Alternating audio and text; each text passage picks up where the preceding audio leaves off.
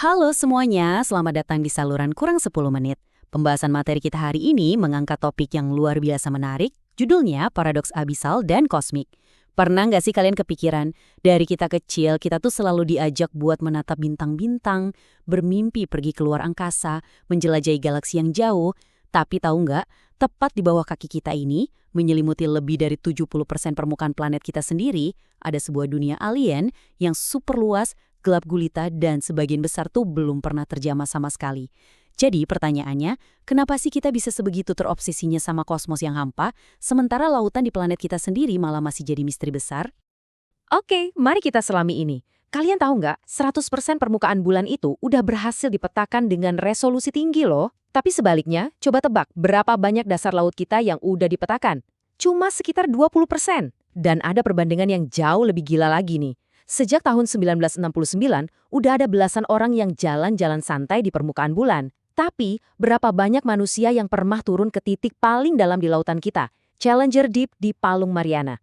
Jawabannya, cuma 3 orang. Ya, cuma 3. Salah satunya bahkan sutradara kondang James Cameron yang rela ngerogoh kocek pribadinya sendiri. Kok bisa ya ketimpangan ekstrim ini terjadi? Di ulasan kali ini, kita bakal membedah topik ini lewat 6 bagian seru. Mulai dari paradoks angkasa dan dasar laut, fisika ekstrim di kedalaman laut, biologi manusia di batas ekstrim, teknologi pemetaan dan kendaraan otonom, kesenjangan anggaran eksplorasi, dan terakhir, kita tutup dengan masa depan ekonomi biru. Yuk kita mulai. Bagian pertama, paradoks angkasa dan dasar laut. Kalau kita ngelihat sejarah geopolitiknya, eksplorasi luar angkasa itu benar-benar dapat panggung yang luar biasa besar, apalagi pas zaman Perang Dingin, buat nunjukin supremasi. Tapi tahun 1960 itu sebenarnya ada momen yang nggak kalah gila di lautan. Kapal selam Trieste sukses turun ke dasar Palung Mariana. Itu perjalanan yang super menegangkan.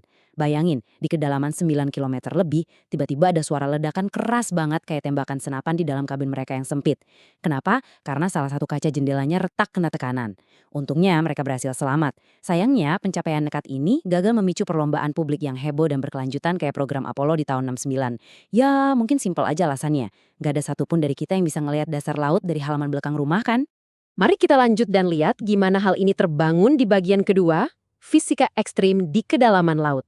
Kalau luar angkasa itu pada dasarnya adalah ruang hampa yang kosong, lautan itu ibarat tembok fisik yang super padat. Di dasar Palung Mariana, tepatnya di kedalaman 11.000 meter, tekanannya itu tembus 1.000 atmosfer. Buat gampangnya nih, bayangin kalian lagi manggul 50 pesawat jet jumbo tepat di atas bahu kalian. Berat banget kan? Terus buat ngebayangin kedalamannya, kalau Gunung Everest kalian cabut, dibalik, terus dicelupin ke lautan, puncaknya tetap gak bakal nyentuh dasar Palung Mariana. Nah, dengan tekanan yang sebrutal ini, kesalahan sekecil apapun di struktur kapal selam gak akan ngasih kalian peringatan alarm. Kapal itu bakal hancur terlipat ke dalam atau implosi cuma dalam hitungan milidetik aja. Dan dasar laut itu nggak rapi atau rata sama sekali. Di Pasifik, kerak buminya emang terbentuk agak rapi. Ibaratnya kayak kue lapis geologis lah.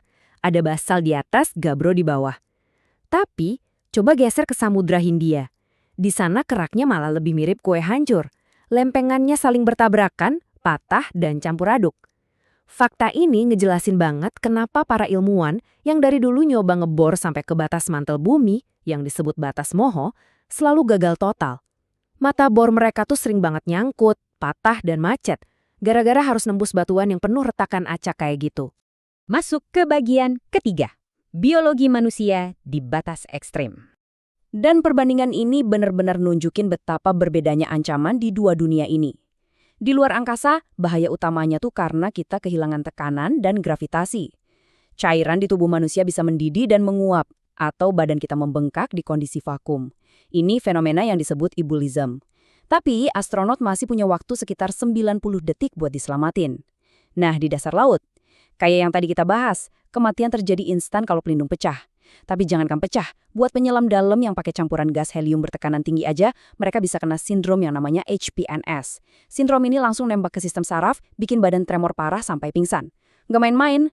Lanjut ke bagian 4, teknologi pemetaan dan kendaraan otonom. Karena ngirim nyawa manusia ke bawah sana itu sangat bahaya dan mahal, kita mutlak bergantung sama teknologi. Tapi, hukum fisika di bawah air seolah ngelawan kita. Kalau di ruang angkasa, kita memetakan objek pakai gelombang elektromagnetik kayak optik dan radar. Ruang angkasa itu kan transparan, jadi sinyal melesat bebas dengan kecepatan cahaya. Lah di bawah air, cahaya sama gelombang radio itu mati cuma dalam jarak beberapa meter aja. GPS udah pasti nggak jalan. Jadi satu-satunya cara ia pakai sonar alias gelombang suara. Dan ini ada tantangan ngeselinnya sendiri. Kalau kalian pakai sonar frekuensi tinggi, petanya emang super tajam sampai resolusi sentimeter, tapi cuma bisa ngelihat jarak beberapa ratus meter doang. Kalau pakai frekuensi rendah biar jangkauannya luas, gambarnya ngeblur parah.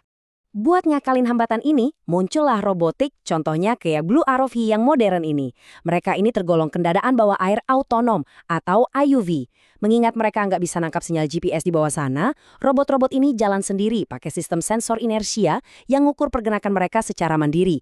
Jadi, mereka beroperasi di tengah kegelapan total tanpa henti, pelan-pelan meraba dan memetakan jurang lautan pakai sistem akustik. Dan pastinya, ngebiarin kita manusia tetap aman ngopi di atas kapal permukaan. Bagian 5. Kesenjangan anggaran, eksplorasi. Nah, yang benar-benar menarik dari bagian ini adalah sisi ekonomi dari eksplorasi tersebut. Berbagai rintangan fisik tadi berujung pada realitas ekonomi yang bikin geleng-geleng kepala. Kita tahu eksplorasi itu mahal, tapi prioritas dananya ini timpang banget. Sempat ada data di tahun 2013 yang nunjukin kalau anggaran eksplorasi NASA itu bisa sampai 150 kali lipat lebih gede dari anggaran eksplorasi lautnya NOOAA. Coba kita bandingin secara hitungan kasar. Ngeluncurin satu roket ke luar angkasa tuh biayanya bisa nembus antara 100 sampai 200 juta dolar. Di sisi lain, penyelaman epic James Cameron ke bagian terdalam laut cuma ngabisin sekitar 8 juta dolar. Jelas banget kan kalau eksplorasi laut itu jauh lebih murah per misinya. Tapi anehnya, penelitian tentang lautan bumi itu terus-terusan kekurangan dana yang drastis. Kalau kalian perhatiin rincian ringkasan anggaran buat penelitian Laut NOAA ini, kita bisa lihat gimana dana dipilah-pilah ke kategori yang sangat sempit. Secara objektif, kalau angka-angka ini disandingkan sama miliaran dolar yang rutin disiram ke misi-misi luar angkasa, ketimbangan finansial ini kelihatan jelas banget.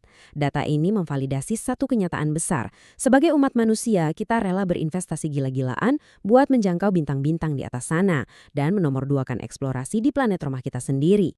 Dan ini membawa kita ke bagian terakhir, bagian 6, masa depan ekonomi biru. Terus kenapa kita harus mulai peduli dari sekarang? Karena dasar laut kita itu bukan cuma gurun gelap tanpa arti, melainkan perbatasan industri raksasa berikutnya. Kita kan sering dengar tuh fantasi orang-orang mau nambang gas helium-3 atau es di bulan. Realistisnya, bawa balik material berat dari luar angkasa ke bumi sekarang ini adalah mimpi buruk finansial. Tapi di laut dalam, di sana terhampar miliaran ton nodul polimetalik seukuran kentang yang gampang banget diambil. Nodul-nodul ini isinya harta karun, kobalt, nikel, dan mangan. Bahan-bahan krusial yang mutlak kita butuhin buat bikin baterai mobil listrik dan mendukung energi hijau hari ini. Konsumennya ada di bumi, dan angkutnya jauh lebih gampang pakai kapal laut konvensional. Cuma, ya mengeksploitasi sumber daya masif ini bawa sederet risiko lingkungan yang bikin ilmuwan khawatir berat. Penambangan laut dalam bisa ngancurin habitat purba yang bahkan belum selesai kita petakan. Bayangin aja, mesin bor raksasa beroperasi di bawah sana, bakal nyiptain gumpalan sedimen beracun yang nyebar kemana-mana. Belum lagi polusi suara dan cahaya yang merusak ekosistem yang jutaan tahun terbiasa tenang dan gelap. Satu lagi yang paling ditakutin, sedimen dasar laut ini adalah salah satu penyerap karbon alami paling besar buat bumi. Kalau ini diacak-acak, kita nggak tahu pasti apa dampaknya ke iklim. Jadi, poin krusialnya adalah sebuah dilema besar. Potensi ekonomi biru global ini diproyeksi punya nilai aset mencapai 24 triliun dolar. Ada potensi kemajuan teknologi, terobosan medis, dan ketahanan pangan di dasar sana.